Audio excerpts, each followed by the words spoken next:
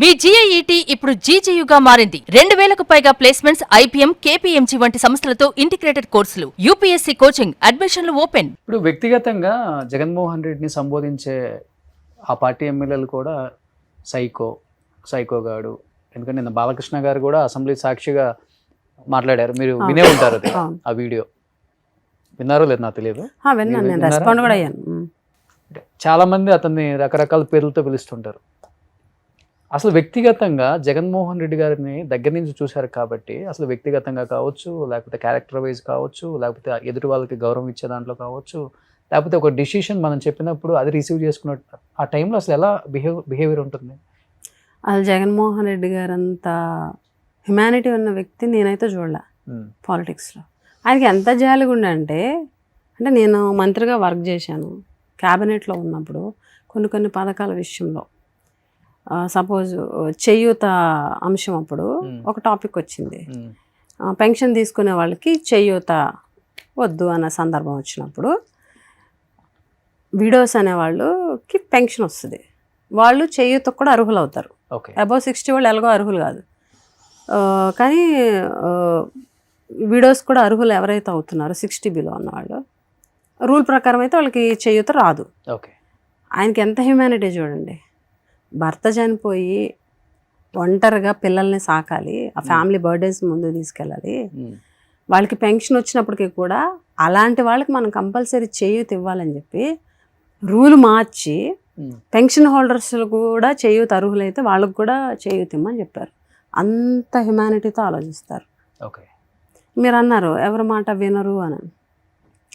కొన్ని సందర్భాల్లో వినకపోవచ్చు, అది కూడా ప్రజలకు మంచి చేసే విషయంలోనే వినకపోవడం అనేది నేను చూశానైతే తప్ప డెసిషన్ మేకింగ్లో కొన్ని స్టబన్గా ఉంటారు. అన్న ఇలా చేస్తే ఎలాగవుతుంది. ఇప్పుడు అమ్మఒడి వచ్చేసరికి అంటే రియల్గా జరిగింది చెప్తున్నాను. అక్కడ కొంతమంది మంత్రులు వాళ్ళు అమ్మఒడి వచ్చేసరికి ప్రైవేట్ స్కూల్స్కి ఎందుకు, గవర్నమెంట్ స్కూల్స్ పిల్లలకి ఇద్దాము, ఎక్కువ ఎక్స్పెండిచర్ కదా, సంథింగ్ అలాగన్నారు. ఆయన వినలేదు. ఎందుకనంటే ప్రైవేట్ స్కూల్స్లో చదివే మధ్యతరగతి బిలో మిడిల్ క్లాస్ పేదవాళ్ళు ఉన్నారు, వాళ్ళకు కూడా మనం హెల్ప్ చేయాలి అని చెప్పేసి అమ్మఒడి అనేది అలాగా అంత స్టబన్గా ఉంటారు. ఒక గుడ్ డెసిషన్ పీపుల్ చేయాలన్న విషయంలో మాత్రం ఎవరి మాట వినరు. అదొక్కటే ఆయన మాట వినకపోవడం, ఎవరి మాట అలాగేమి ఉండదు. ఎంత చిన్నవాళ్ళ దగ్గరైనా సరే సలహా తీసుకుంటారు, ఇది ఎలా చేస్తే బాగుంటుంది, ఇది ఎలాగా. మరి ఎందుకు బాలకృష్ణ గారు అంత పెద్ద స్టేట్మెంట్ ఇచ్చారు? అసలు బాలకృష్ణ గారు ఒక గౌరవ శాసనసభ్యుడని మర్చిపోయారు, అదొక గౌరవ శాసనసభ అన్నది మర్చిపోయి ఇష్టం వచ్చినట్టు జగన్ గారిని హేళన చేస్తూ మాట్లాడుతూ, జగన్ గారి వ్యక్తిత్వ హననం చేస్తూ, చిరంజీవి గారిని కూడా అవమానిస్తూ అని మాట్లాడారు. ఈ ఎపిసోడ్ వల్ల అర్థమైంది ఏంటి అని అంటే, ఇన్ని సంవత్సరాలు చిరంజీవి గారిని, ఇండస్ట్రీని జగన్ అవమానించారని ఏదైతే ప్రోపగండా చేశారో, నిన్న చిరంజీవి గారి లెటర్ తోటి అందరికి అర్థమైపోయింది. మమ్మల్ని జగన్ అవమానించలేదు, సాధారణంగా ఆహ్వానించారు, పిలిచారు, ఇలాగ మాకు టికెట్స్ రేట్స్ పెంచారు, నాకు బాలకృష్ణ సినిమాకు కూడా టికెట్ల రేట్లు పెరిగినాయి ఆ చర్చ తర్వాత అని చెప్పేసి ఆయన లెటర్ ఇవ్వడం జరిగింది. ఇది వాళ్ళకి చంపబెట్టే కదా, పవన్ కళ్యాణ్ గారికి కూడా చంపబెట్టింది. అసలు బాలకృష్ణ గారు ఆయన ఒక గౌరవ శాసనసభ్యుడు అండి, ఆయన కాన్స్టిట్యున్సీ సమస్యలు ఏ రోజు చెప్పలే, ప్రజా సమస్యలు ఏ రోజు మాట్లాడలే. నిజంగానే రాజశేఖర రెడ్డి గారు ఆ రోజు రాజకీయాలు ఆలోచించుంటే ఈయనకి హెల్ప్ చేయకపోతే ఈరోజు వచ్చి అసెంబ్లీలో మాట్లాడేవారైనా. ఆయన రాజకీయం ఆలోచించకుండా ఆ రోజు ఆయన హెల్ప్ చేశారు కాబట్టి ఈరోజు అసెంబ్లీలో ఎంత ఇదిగా మాట్లాడగలుగుతున్నారు. ఒక గౌరవప్రదమైనటువంటి పొజిషన్లో ఉండి ఒక మాజీ ముఖ్యమంత్రిని పట్టుకొని సభలో లేని వ్యక్తి గురించి అలా సైకోని మాట్లాడే ఎంతవరకు కరెక్ట్? అదే మీకు చెప్తున్నాం కదా, టీడీపీ వాళ్ళు ఎంతసేపు ఏంటంటే ఒక ట్యాగ్ ఒకళ్ళు తగిలించేస్తారు. ఇంకా కింది స్థాయి నుంచి పై స్థాయి చంద్రబాబు నాయుడు గారి వరకు ఇంకా అదే ట్యాగ్.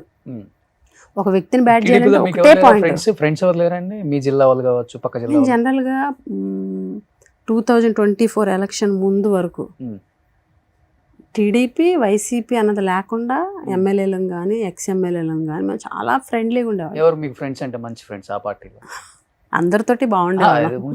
2014 to 19 అప్పుడు చైర్పర్సన్ స్వాతిరాణి గారు అవ్వచ్చు, అప్పుడు గీత గారు అవ్వచ్చు, ఇదే సంజయ్ రాణి గారు అవ్వచ్చు, కోళ్ళ లలిత్ కుమార్ గారు అవ్వచ్చు, కే నాయుడు గారు అవ్వచ్చు, ద్వారపురెడ్డి జగదీష్ గారు అవ్వచ్చు, ఇలా మేమందరం అపోజిషను. వాళ్ళు టీడీపీ, మేము వాళ్ళు అధికారంలో ఉన్నారు, మేము అపోజిషన్లో ఉన్నాం. అప్పుడు ఆ మీటింగ్స్ వరకు మేము అడగాల్సిన వాళ్ళు సమాధానం చెప్పారు. అయిపోయిన తర్వాత చక్కగా షేక్ హ్యాండ్ ఇచ్చుకొని మాట్లాడుకునే వాళ్ళము. ఫంక్షన్స్ వాళ్ళ ఫంక్షన్కి పిలిస్తే మేము వెళ్ళేవాళ్ళం, మేము పిలిస్తే వాళ్ళు వచ్చేవారు. అంత క్లోజ్ రిలేషన్ ఉండేది. Hmm. ఇదే గుమ్మడి సంజయ్ రాణి గారు మేమిద్దరం చాలా క్లోజ్ ఒకప్పుడు. ఓకే. ఇప్పుడు ఎంత రైవలరీ అంటే అసలు ఏంటి వైసీపీ వాళ్ళతో మాట్లాడితే ఏమైపోద్దో అన్న మెసేజ్ వాళ్ళ పార్టీలో ఉంది. ఓకే. అందుకని మొహాలు చూపించడానికి ఇదెవరు ఏది పడితే అది మాట్లాడడం. ఇప్పుడు రైవలరీ పీక్స్కి వెళ్ళిపోయింది అనమాట. పర్సనల్ మెసేజ్ అని పెట్టుకుంటారు కదా, అసలు అవి కూడా లేవు. అంటే అంత ఘోరంగా వాళ్ళ పార్టీలో ఉన్నటువంటి మరి అధిష్టానం నుంచి ఏం సిగ్నల్స్ వస్తున్నాయి కానీ ఓకే. ఇంకా పార్టీస్ ఫంక్షన్స్ పిలుచుకోవడం, ఎదురు పడితే ఇది అవ్వడం. హోంమంత్రి అనిత గారు మీరు మంచి ఫ్రెండ్ అనా? నాకు ఫస్ట్ అధికారంలో ఉన్నప్పుడు కూడా మీరు? ఆవిడతో అంత పరిచయం లేదు, ఆవిడతో ఎప్పుడు మాట్లాడలేదు కూడా. ఓకే. అప్పుడు 14 to 19 కూడా లేదు. ఆ తర్వాత ఎలాగ ఆవిడ ఓడిపోయారు, మేము అధికారంలో అప్పుడు లేదు, ఎప్పుడు లేదు. సంజయ్ రాణి గారు అంటే మా జిల్లా కాబట్టి ఆవిడతోటి ఫస్ట్ చాలా ఇదిగా ఉండేది. ఇప్పుడు ఆవిడ అధికారంలోకి వచ్చిన తర్వాత నోటు దురుసుతో మాట్లాడడం, జగన్ గారిని అంటే మేము కూడా ఖచ్చితంగా మా నాయకుడిని అంటే మేము ఎందుకు వదులుతాము, గట్టి కౌంటర్ ఇస్తున్నాం మేము కూడా. సో ఈ ఎలక్షన్స్ తర్వాత ఆ ఫ్రెండ్షిప్ కూడా అందరితో కట్ అయిపోయింది అనమాట. కట్ అవడం కదా, వాళ్ళని బట్టి. ఓకే. వాళ్ళు చాలా దారుణంగా ఉన్నారు. టీడీపీ వాళ్ళ మైండ్ సెట్, వైసీపీ వాళ్ళు అంటే ఏదో మేమేదో, అసలు మేము అధికారంలో ఉన్నప్పుడు అసలు టీడీపీని ఏ రోజు టార్గెట్ చేయలే. మా జిల్లాలో మేము ఎవరిని ఇబ్బంది పెట్టలే, ఎవరిని ఒక మాట అనలా, ఎవరిని హెరాస్ చేయలే. బట్ వాళ్ళు అలా లేరు. వైసీపీ వాళ్ళు అంటే అమ్మో వీళ్ళతో వెళ్తే మా అధిష్టానం ఏమంటుందో అన్నంత దారుణంగా ఉన్నారు. మాట్లాడడానికి కూడా ఆలోచిస్తున్నారు. మీకు ఎవరున్నారు ఫ్రెండ్స్? పరీక్షిత్ గారు టీడీపీలో, జనసేన, టీడీపీ అలా ఎవరు లేరండి అస్సలకి? లేదు. మీ బేస్ ఉంది కదా, మీ ఫ్యామిలీ ఫస్ట్ నుంచి రూట్స్ కూడా. ఎవరితో మనకి పెద్దగా ఫ్రెండ్షిప్ అని ఏం లేదు. అందరితో మామూలుగా పలకరించుతాం కదా, ఎవరైనా కనిపిస్తే పలకరించడమే తప్ప ఫ్రెండ్షిప్ అనేది ఏం లేదండి. సో హైదరాబాద్ అంటే ఇయర్లీ ఒక్కసారి వస్తారేమో? అంతే, ఒక ట్వైస్ అలా వస్తాం. ఓకే. మాక్సిమం 1-2 సార్లు. ఫస్ట్ ఆఫ్ ఆల్ థ్యాంక్స్, రాగానే మీ ఇంటర్వ్యూ గురించి హైదరాబాద్ వచ్చామన్నారు. ఎస్, కరెక్ట్, అంతే. సో దసరా కాబట్టి అందరూ చూసి ఎంజాయ్ చేస్తారు. ఆయన 2 months బ్యాక్ మెసేజ్ పెట్టాను, పెడితే పాపకి హాలిడేస్ అయితేనే మాకు హాలిడేస్ కదా బయటకు వెళ్ళడానికి. అందుకు దసరా చూస్ చేసుకుని ఇప్పుడు వచ్చాం. ఓకే. అందుకే మీకు 2 months తర్వాత అని చెప్పింది. అందుకే థ్యాంక్ యూ.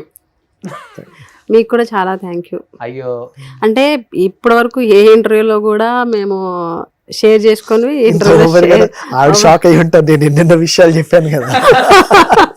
అంటే మనకి ఇష్టమైన వాళ్ళు ఎదురున్నప్పుడే షేర్ చేసుకోగలం కదా. చాలా బాగా అనిపించింది. అంటే ఫ్యామిలీ ఇంటర్వ్యూ ఎప్పుడు పాలిటిక్స్ సీరియస్ అగ్రెషన్ మూడ్లో మాట్లాడడమే కదా అన్ని ఇంటర్వ్యూస్లో గట్టాను. బట్ ఇది కొంచెం సాఫ్ట్గా ఫ్యామిలీ ఇంటర్వ్యూ, అది 2 mix. చూస్తుంటారు నావే అప్పుడప్పుడు? మీ ఇంటర్వ్యూస్ నేను చాలా చూసాను. ఓకే.